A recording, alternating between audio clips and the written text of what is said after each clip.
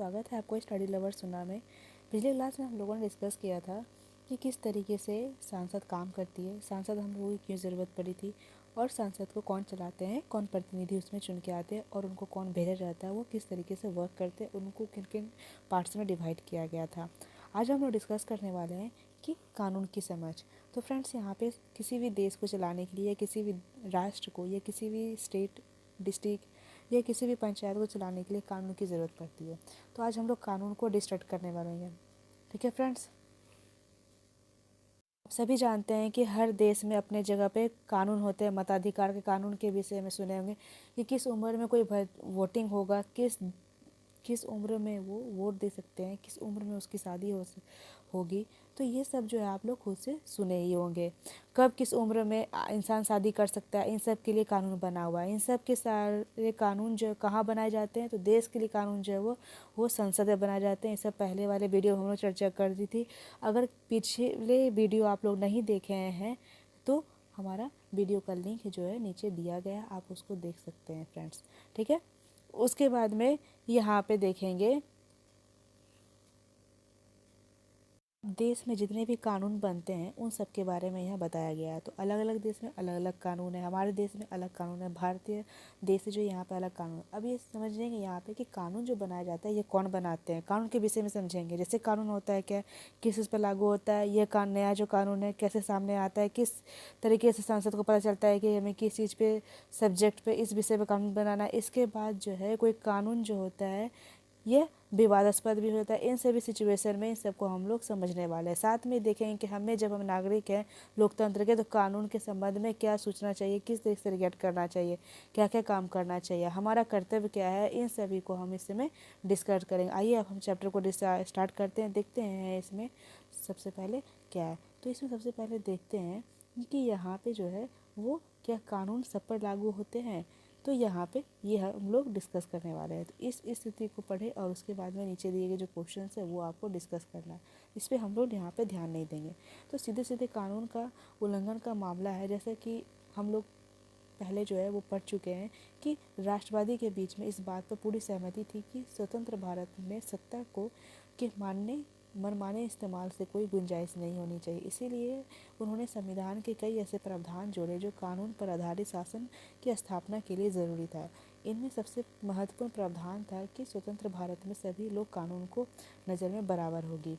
तो कानून जो होता है वो सब पे लागू होते हैं। अब फ्रेंड्स, यहाँ पे ये क्वेश्चन दे दिया गया है, इसी के साथ जो है आपका चैप्टर शुरू होता है। अब यहाँ पे बताया गया है कि एक सरकारी अधिकारी का बेटा है जो जिला अदालत ने 10 साल की सज़ा सुनवाई है और इस वजह से वो सरकारी अधिकारी अपने बेटे को भाग निकलने में मदद करता है। तब यहाँ पे क्वेश्चन फ्रेंड्स ये उठता है कि आपको लगता है कि उस सरकारी अधिकारी ने सही काम किया है, या क्या उसके बेटे को केवल इसीलिए कानून माफ़ी मिल जाएगी कि वह उसका बाप आर्थिक और राजनीतिक रूप से बहुत ताकतवर है। तो यहाँ पे देखिए, हमारे देश में विधि का शासन है। विधि का शासन का मतलब है कि जो भी कानून है उसके नज़र में सभी बराबर है, चाहे वो राष्ट्रपति हो या फिर प्रधानमंत्री हो या आप सिंपल सा व्यक्ति हो या आम नागरिक है। कानून के सामने सभी पर समान अधिकार होगा, सभी पर कानून अधिकार जो होता है वो सब पे समान होता है। ये सब बात जो है संविधान में कही गई है। आर्टिकल 15 जो है हम लोगों ने अब डिस्कस किया था, किसी व्यक्ति के साथ धर्म, लिंग, जाति, स्थान के साथ भेदभाव नहीं किया जाएगा। देखिए, जो अपराध होता है उस अपराध का निश्चित दंड होता है। उस दंड का पहुंचने के लिए एक निश्चित प्रक्रिया तय की जाती है, जो सभी बात जो है वो कानून की किताब में लिखी जाती है। तो यहाँ पे हम लोग देखेंगे कि जो भी धर्म है या लिंग है, जाति है, इसके बीच कोई भी भेदभाव नहीं किया जा सकता है। कानून के आधार का मतलब है कि सभी लोग जो है वो देश के जो नागरिक होते हैं कानून के सामने सभी बराबर होते हैं। कानून के ऊपर कोई भी व्यक्ति नहीं होता, चाहे वो सरकारी अधिकारी हो, चाहे वो धनासेठ हो या वहाँ का राष्ट्रपति ही क्यों ना हो। तो इस तरीके से सभी पे जो है कानून बराबर होता है। प्राचीन भारत में जो है असंख्य स्थानीय कानून थे। अक्सर एक जैसे मामले में कई तरह के स्थानीय कानून जो है वो लागू होते हैं। तो विभिन्न समुदाय ने इन कानून को अपने अधिकार के क्षेत्र में हिसाब से लागू करने के लिए आज़ाद थे। तो इस तरीके से यहाँ पे अब चाहे जो भी हो व्यक्ति, अगर उसने कोई अपराध किया है तो उसे दंड मिलेगा, उस तय प्रक्रिया से गुजरना होगा। लेकिन होता क्या है कि हमें यहाँ पे सही नहीं होता है। कभी कभी किसी सिचुएशन में ऊपर जो बातें बताई जाएगी, अगर कोई व्यक्ति अपराध करेगा तो उसे दंड मिलेगा, एक निश्चित प्रक्रिया से गुजरना होगा, ये सैद्धांतिक बातें हैं जिस सिद्धांत लिखा गया है ऐसा होना चाहिए। लेकिन कभी कभी ऐसा नहीं होता है। जब आप व्यवहार में देखते हैं कि बहुत लोग ऐसे बच निकलते हैं, अदालत में जाते हैं, पैसे दे करके किसी जज खरीद लिया, कहीं वकील खरीद लिया, उल्टा कर दिया मामले को, इस सारी बातें धरा आप ग्राउंड लेवल पर जाएंगे तो समझेंगे। लेकिन हमें बुक में जो सिद्धांत के विषय में पढ़ना है तो उसी चीज़ को समझेंगे।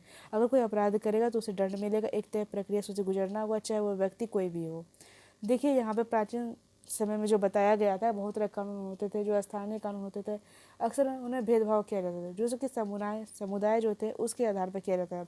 एग्जाम्पल इस तरीके से इसमें बताया गया है कि अलग अलग व्यक्ति को अलग अलग सज़ा दी जाती थी। जैसे कि निचली मानी जाने वाली जो जाति के अपराधी होते थे उनको जो है ज़्यादा सज़ा दिया जाता था, और जो औपनिवेशिक शासन के दौरान कानून पर आधारित व्यवस्था थे, जैसे कि परिपक्व होती गई, जाति के आधार पर सज़ा देने के भेदभाव की चलने की जो प्रक्रिया थी उसको ख़त्म कर दिया गया है।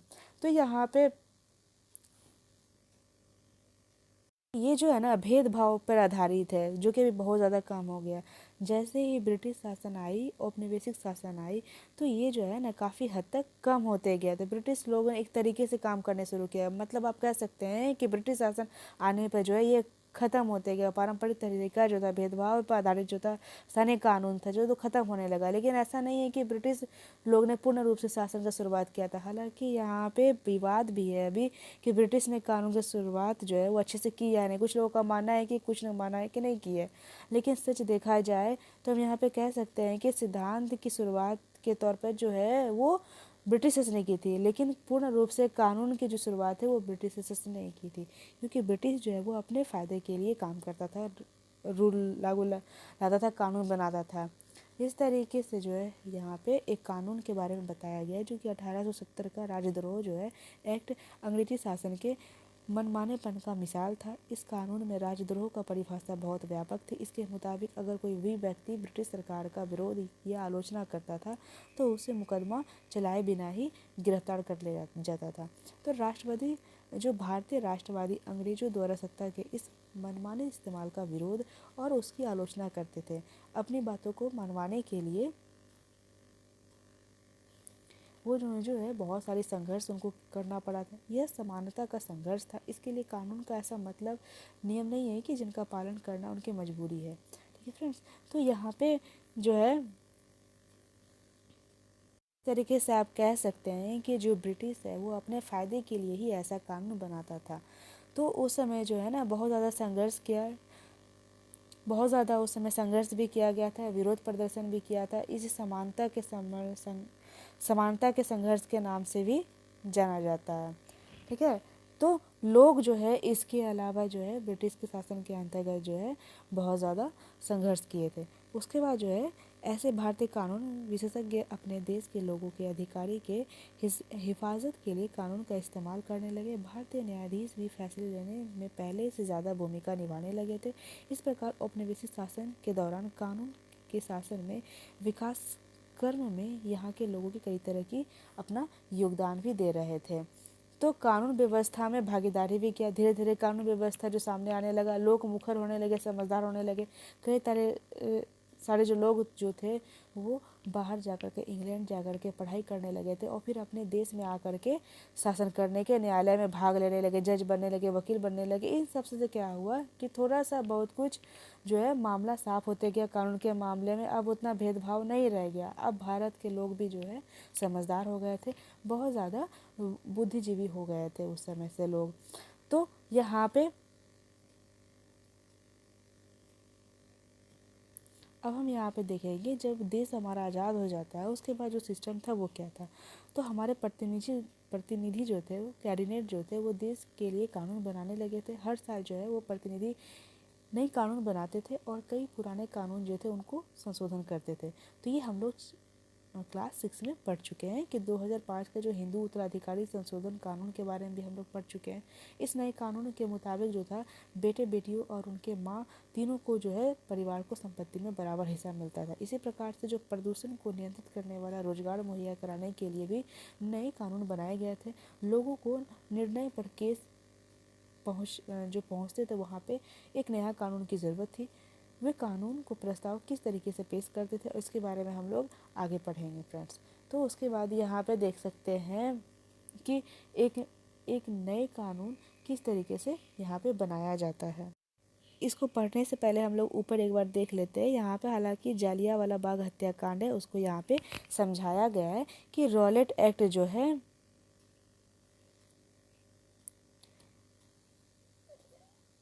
यहाँ पे बताया जा रहा है कि रॉलेट एक्ट जो है वो अंग्रेजों के मनमानेपन का एक और उदाहरण है। इस कानून के जरिए ब्रिटिश सरकार बिना मुकदमा चलाए लोगों को कारावास में डाल सकती थी। महात्मा गांधी सहित सभी भारतीय राष्ट्रवादी नेता रॉलेट एक्ट के सख्त खिलाफ थे। भारतीय विरोध के बावजूद 10 मार्च 1919 को रॉलेट एक्ट को कानून कर दिया गया, लागू कर दिया गया।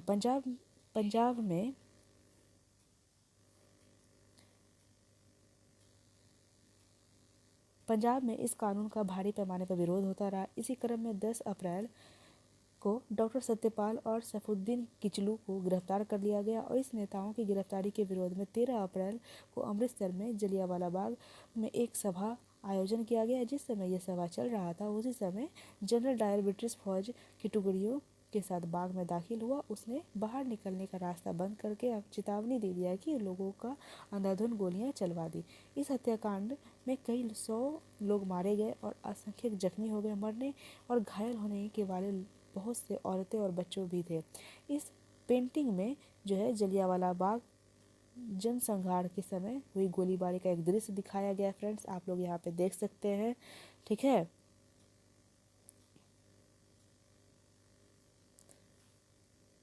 हम लोग कानून के समझ के बारे में पढ़ रहे हैं कि ब्रिटिश शासन के दौरान जो है वो हम लोग समझ रहे। अब पढ़ते हैं कि जब संविधान बन के तैयार हो गया तब बनने के बाद हमारा देश आज़ाद भी हो गया था और उसके बाद कानून जो है एक संविधान के आधार पर बनाया गया था। यानी संविधान में जो बातें कही गई थी धर्म जाति लिंग के आधार पर भेदभाव नहीं किया जाएगा, छुआछूत नहीं किया जाएगा, जाति आधारित मामला था, उसके संविधान में प्रतिनिधि जो है हमारे संसद में बैठते थे। तो कानून बनाया इस तरीके से भारतीय संविधान में जो भी प्रतिनिधि आते थे अनेक सारे कानून बनाते हैं और उसका कानून बनाने के साथ उसका कानून जो है पारंपरिक कानून है, पुराना कानून है, उसको संशोधन की आवश्यकता है, उसको संशोधन भी करते हैं। आपको एग्जाम्पल के लिए जो है 2005 का जो है यहाँ पे हिंदू उत्तराधिकारी संशोधन के बारे में बताया गया है जो कि हम लोग यहाँ पे देख चुके हैं।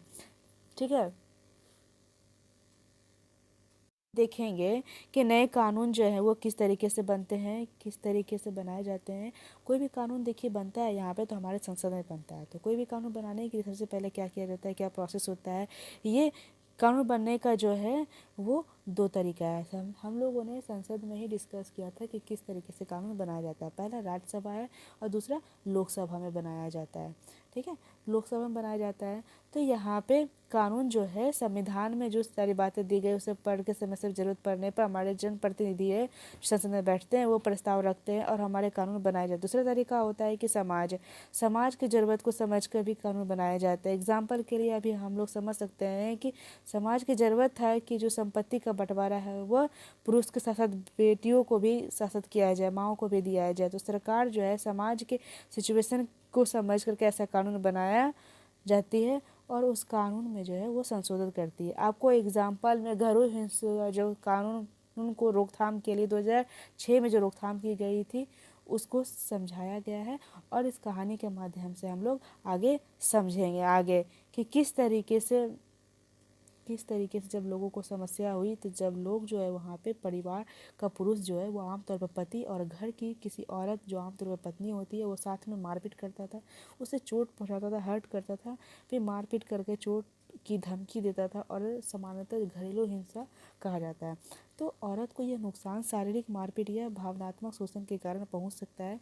यह मौखिक यौन या फिर आर्थिक शोषण की भी हो सकती है। मीन्स वहाँ पे सेक्सुअल हरासमेंट भी उनके साथ किया जाता था। फिर घरेलू हिंसा जो है वो 2005 में महिलाओं की सुरक्षा की परिभाषा में घरेलू शब्द का यहाँ पे समझ को अधिक व्यापक बना दिया। तो अब ऐसी महिलाएं भी घरेलू दायरे के हिस्सा मानी जाएगी जो हिंसा वाले पुरुष के साथ एक मकान में रहती है या रह चुकी है फ्रेंड्स। तो यहाँ पे हम लोग ये देखेंगे। उसके बाद में यहाँ पे कुछ अब इस तरीके से यहाँ पे कुछ कार्टून्स वगैरह देख के समझाई गई है जो कि समझने की कोशिश करेंगे। तो यहाँ पे जो है जो भी घरेलू हिंसा वगैरह होती है वो किस तरीके से जागरूक किया जाता है, तो टीवी के माध्यम से, न्यूज़पेपर के माध्यम से, ठीक है, जो नाटक नुक्कड़ वगैरह होते हैं उस माध्यम से, या फिर स्कूल में गीत संगीत के माध्यम से, या टीवी चैनल पे शो के माध्यम से हम लोग जागरूक करते हैं। तो यहाँ पे जो ये लेडीज़ है ये कहती है, अरे साजिया आज का अखबार पढ़ा तुमने, ये महिलाएं के लिए कितनी बड़ी बात है ना।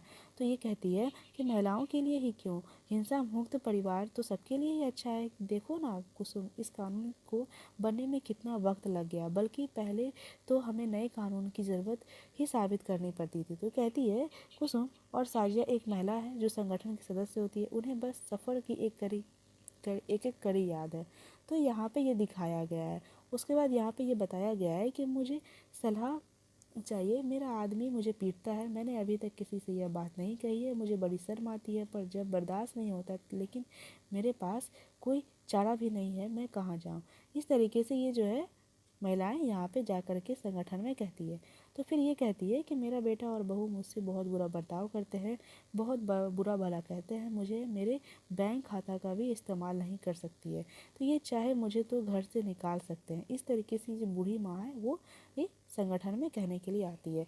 फिर ये जो है बूढ़ी माँ और इसकी जो बहू है, बहू कहती है कि मैं पुलिस के पास नहीं जाना चाहती, मैं बस ये जानना चाहती हूँ कि मारपीट करना बंद हो जाए।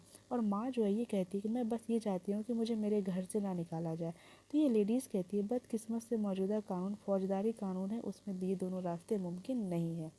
तो इस चीज़ को सही करने के लिए ही लाया गया है फ्रेंड्स। तो फिर उसके बाद में यहाँ पे आप लोग खुद ही देख सकते हैं कि दिसंबर 2002 में जो है एक स्थायी समिति ने अपनी सिफारिश राज्यसभा को सौंप दिया था। उसके बाद फिर से यहाँ पे कानून को लाया गया था 2005 में, जो कि बेटी को भी संपत्ति का अधिकार दिया गया था फ्रेंड्स। उसके बाद यहाँ पे देखेंगे कि अलोकप्रिय और विवादास्पद कानून क्या है यहाँ पे। फिर यहाँ पे कुछ कुछ जो है यहाँ पे बताया गया है साइड में कि जैसा कि कानून का शासन जो होता है वो केंद्रित भाग में पढ़ा गया है। भारतीय राष्ट्रवादी खेमा अंग्रेज द्वारा थोपे जा रहे मनमाने दमनकारी कानून का विरोध व उनकी आलोचना करता है। इतिहास में हम ऐसे बहुत सारे लोग और समुदाय भी दिखाई देते हैं जिन्हें अन्यायपूर्ण कानून को ख़त्म करवाने के लिए संघर्ष किए गए। तो ये हम लोग क्लास 7 में पढ़ चुके हैं, जो कि राजा पॉक्स नामक अफ्रीकी अमेरिकी महिला थी। 1 दिसंबर 1955 में एक श्वेत व्यक्ति के लिए बस में चढ़ी हुई थी सीट पर, जो कि उनको छोड़ने से इनकार करती है। तो उसके विरोध में जो रोजा फॉक्स जो है वो विरोध कर रही होती है, और सार्वजनिक स्थान पर श्वेत नागरिकों और अफ्रीकी अमेरिकी नागरिकों के लिए अलग अलग दायरे तय करता है यहाँ पर कि सड़कों पर भी दोनों समुदाय की जगह जो है वो अलग अलग होगी। रोजा फॉक्स जो है ये इनकार कर देती है और ये एक ऐतिहासिक घटना है। इसी के बाद वहाँ का जो नागरिक है वो अधिकार आंदोलन शुरू हुआ, जिसके फलस्वरूप 1964 में नागरिक अधिकार कानून पारित किया गया था। इस कानून के जरिए संयुक्त राज्य अमेरिका में नस्ल, धर्म या राष्ट्रीयता के आधार पर किसी भी तरह का भेदभाव गैर कानूनी घोषित कर दिया गया। तो इस तरीके से आप ऊपर के चित्र में देख सकते हैं। अब यहाँ पे ये फ्रेंड्स बताया गया है कि अब जो कानून वगैरह लाया जाता है, अगर वो कानून अगर सही नहीं है, संसद जो है उस कानून को पारित कर देती है और लोग जो है लोगों को जो है एक अलोकप्रिय साबित होता है, तो ऐसे कानून को संवैधानिक रूप से वो अनवैलिड भी कर सकती है। ठीक है, इस तरीके से फ्रेंड देख सकते हैं कि वो कानून जो है वो अनवैलिड हो जाएगा, और लोगों को जो कानून रास नहीं आता है, क्योंकि वो उन्हें लगता है कि ये कानून जो है उनके पीछे नीयत सही नहीं है, इसलिए उसकी आलोचना की जाती है, क्रिटिसाइज़ किया जाता है। जनसभाएं कर सकते हैं, अखबार में लिख करके टीवी चैनल पर रिपोर्ट भेज सकते हैं। तो हमारे जैसे लोकतंत्र में आम नागरिक संसद द्वारा बनाए जाने वाले दमनकारी कानून के बारे में अपनी सहमति जो है वो असहमति भी व्यक्त कर सकता है। जब बहुत सारे लोग यह मनमाने करने लगते हैं कि गलत कानून पारित हो गया है, तो संसद के ऊपर भी उसे कानून का दोबारा विचार करना चाहिए। तो उस तरीके से उस कानून को भी नन एंड वॉइड कर दिया जाता है। आप यहाँ इस तरीके से एग्जाम्पल में समझ सकते हैं कि नगर पालिका की सीमाओं के भीतर जगह का इस्तेमाल से संबंधित विभिन्न नगर पालिकाएँ कानून की पटरी पर दुकान लगाने और फेरी लगाने की गैर कानूनी घोषित की गई है। आप लोग देखते होंगे कि जो रोड होता है उसके किनारे जो भी छोटे छोटे बेरोजगार लोग जो होते हैं मतलब दुकान वगैरह लगाते हैं, वो म्यूनसिपलिटीज़ जो है उसको गैर कानूनी घोषित कर देती है ताकि वहाँ पे दुकान ना लगाया जाए। उसके बाद जो सार्वजनिक स्थान होता है उसको साफ़ सुथरा खुला रखने के लिए भी कानून ज़रूरी है, तभी तो लोग आसानी से फुटपाथों पर चल सकते हैं। तो लेकिन हम इस बात को भी नज़रअंदाज नहीं कर सकते हैं कि जो पटरी वाले एवं फेरी वाले होते हैं वो किसी भी बड़े शहर में रहने वाले लाखों लोगों की ज़रूरी चीज़ों और सेवाओं बहुत सस्ती, कीमती और कुशलतापूर्वक पहुंच जाती है। तो इसी से उनकी रोज़ी रोटी भी चलती है। लिहाजा अगर कानून किसी एक समूह की हिमायत करता है और दूसरे समूह की अपेक्षा करता है तो इस पर वो विवाद खड़ा होगा और टकराव की स्थिति भी पैदा हो जाएगी।